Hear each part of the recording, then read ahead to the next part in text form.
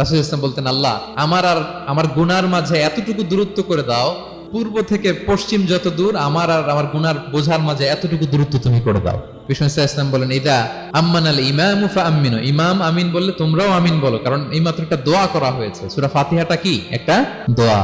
রাসূল সাল্লাল্লাহু আলাইহি ওয়াসাল্লাম বলেছেন, ইমাম যখন আমিন বলে তোমরাও তখন আমিন বলো, কারণ তোমরা যখন আমিন বলো ফেরেশতারাও আমিন বলে।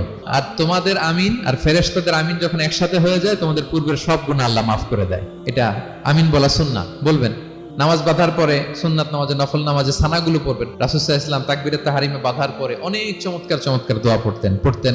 ইন্না সলাতি ওয়া নুসুকি ওয়া মাহইয়ায়া ওয়া মামাতি লিল্লাহি রাব্বিল আলামিন। আমার সালাত, আমার ইবাদত, আমার জীবন মরণ সবটাই কার জন্য? আমার সবকিছুকে আমি এক সত্তার দিকে ফেরালাম, আর আমি মুশরিক নই, আমি আল্লাহর দিকে একনিষ্ঠ হলাম। এগুলো সানা, এগুলো যে সানা আমরা জানিই না। সানা মানে হচ্ছে প্রশংসা সূচক কথা। আমরা শুধু সুবহানাকাল্লাহুম্মা ওয়া বিহামদিকা এতটুকুই পড়ি।